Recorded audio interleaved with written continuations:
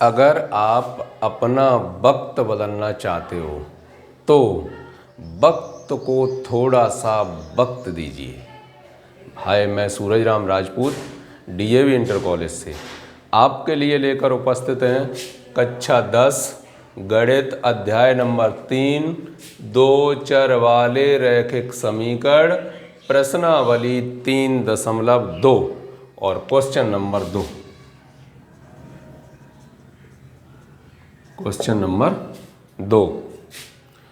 Number 2 में लिखा है अनुपातों A1/A2, B1/B2 और C1/C2 की तुलना कर ज्ञात कीजिए कि निम्न समीकरण युग्म द्वारा निरूपित रेखाएं एक बिंदु पर प्रतिच्छेदित करती हैं, समांतर हैं अथवा समपाती हैं।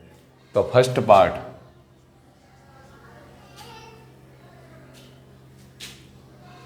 Five x minus 4y plus 8 equal to 0, 7x plus 6y minus के 9 इक्वल टू 0। ये आपके पास दो समीकरण दिए गए हैं। इन्हें तुलना करके ये पता करना है कि इनका सॉल्यूशन निकलेगा।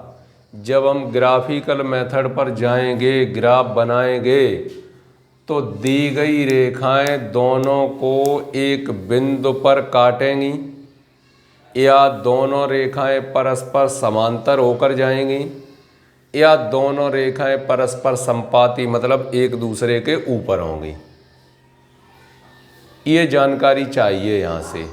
तो जानकारी कैसे मिलती है?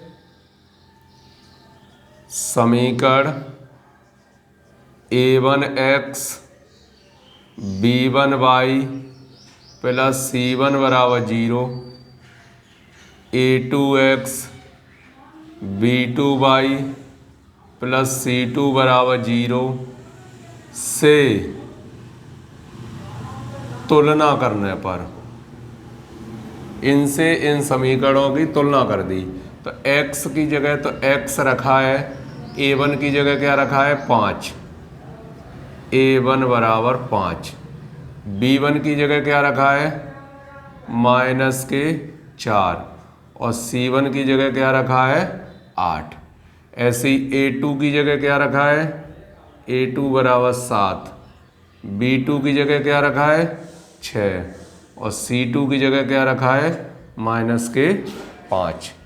यहाँ से निकाला A1/A2 का मान, तो कितना आएगा 5/7।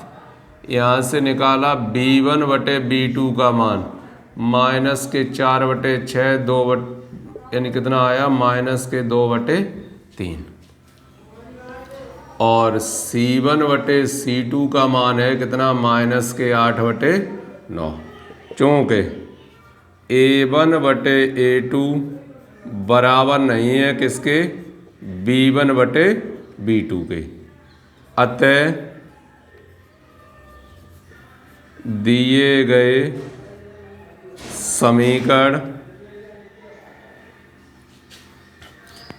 जो समीकरण है वो क्या करते हैं, एक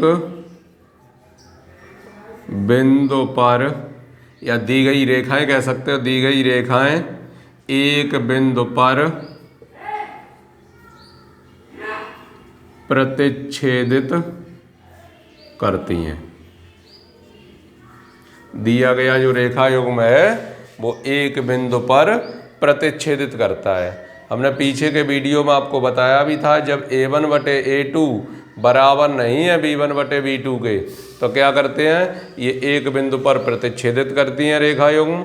और अगर ये बराबर हैं और C1/C2 के बराबर नहीं है तब ऐसी स्थिति में समीकरण निकाय का कोई हल नहीं होगा। और जब हल नहीं होगा तो क्या है, रेखाएं परस्पर समांतर होंगी। और जब ये तीनों बराबर हो जाएंगे तो क्या रेखाएं परस्पर समपाती होंगी। इस तरीके से उनके 3 पॉइंट आपको सॉल्व करने हैं। आइए देखते हैं उसका सेकंड पार्ट।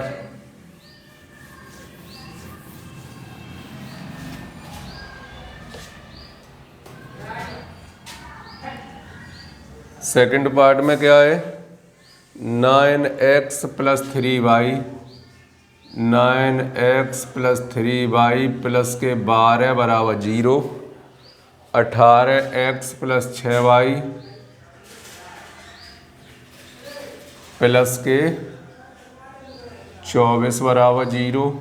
यहाँ भी वही है, a1x b1y प्लस c1 बराबर 0, a2x b2y प्लस c2 बराबर 0 से तुलना करने पर, अगर तुलना कर दें तो a1 का मान कितना रखा 9, b1 का मान कितना रखा 3, c1 का मान कितना है 12, a2 का मान 18, b2 का मान 6, c2 का मान 24। a1 बटे a2 बराबर 9 बटे 18, 9 एकम 9, 9 दूनी 18, 1 बटे 2। ऐसे ही b1 बटे b2 बराबर 3 बटे 6, 3 एकम 3, 3 दूनी 6, 1 बटे 2। ऐसे ही c1 बटे c2 बराबर 12 बटे 24, 12 एकम 12, 12 दूनी 24, 1 बटे 2। चूँकि a1 बटे a2 बराबर b1 बटे b2 बराबर c1 बटे c2, अतः दिया गया रेखा युग्म दो समपाती रेखाएं निरूपित करेगा। दिया गया रेखा युग्म दो समपाती रेखाएं निरूपित करेगा।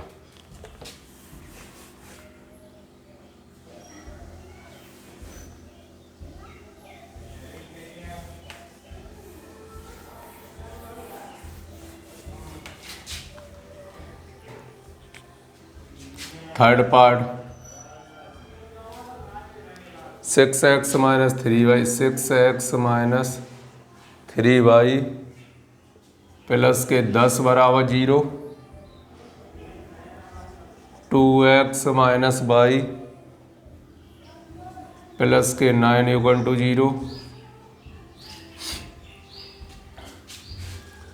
a1x b1y प्लस c1 बराबर 0, a2x b2y प्लस c2 बराबर 0 से तुलना करने पर a1 बराबर 6, a2 बराबर माइनस के 3, a1 b1, c1 बराबर 10, a2 बराबर 2, b2 बराबर माइनस 1 और c2 बराबर 9।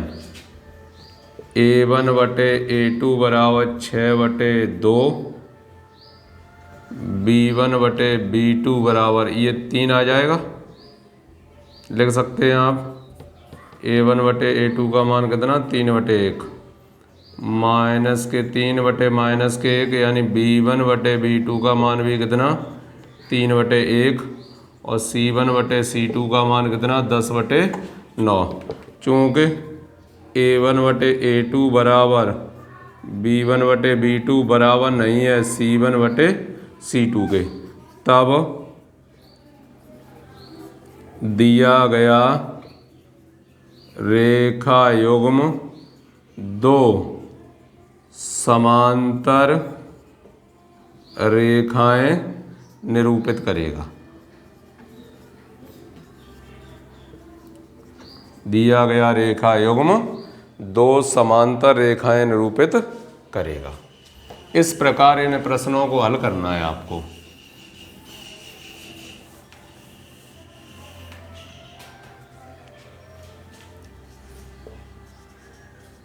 क्वेश्चन नंबर 3, तीसरे क्वेश्चन में क्या है, अनुपातों a1 बटे a2, b1 बटे b2 और c1 बटे c2 की तुलना कर ज्ञात कीजिए कि निम्नलिखित समीकरणों के युग्म संगत हैं या असंगत हैं। एक बार टाइम देख लेते हैं इसमें। अच्छा, संगत हैं या असंगत हैं, तो इनके लिए a1 बटे a2 देखते हैं। हमने सबसे पहले आपको एक बार रिवाइज कर देते हैं। a1x b1y प्लस c1 बराबर 0, a2x plus b2y plus c2 बराबर 0, इस तरीके से नोट किए थे। इनमें 3 पार्ट थे कौन से, जब a1 बटे a2 बराबर नहीं है b1 बटे b2 के, तो दिया गया रेखा युग्म एक बिंदु पर प्रतिच्छेदित करता है।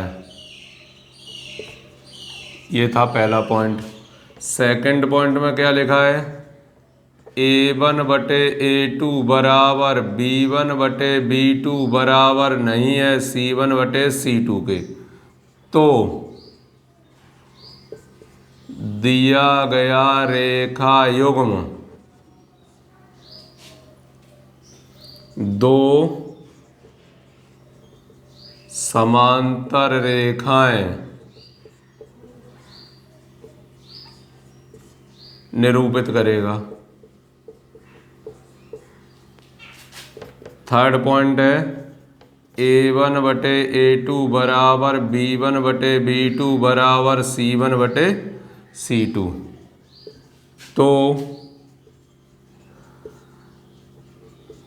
दिया गया रेखा युग्म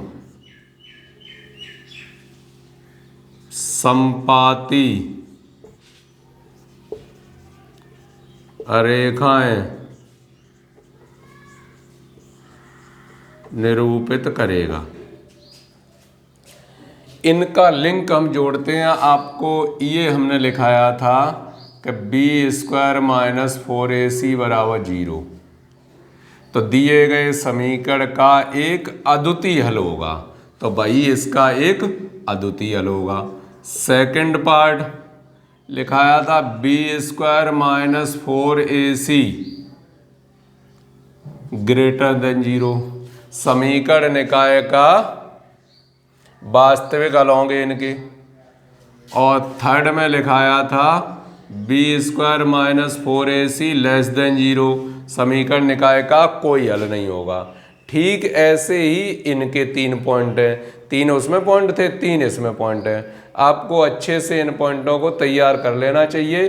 अगर बराबर नहीं आता तो निश्चित रूप से ये हल हो जाएंगे, और इन्हें हल करने की कोशिश करोगे तो जो मान रखोगे तो वो सही ही होगा, जो रखोगे तो वो सही होगा, उसके अनेक अनंत हल निकलेंगे। ठीक है, आ गई बात समझ में? तो हम तो फिर आपसे इतना ही कहना चाहेंगे कि करो कुछ ऐसा दुनिया करना चाहिए आपके जैसा। जय हिंद।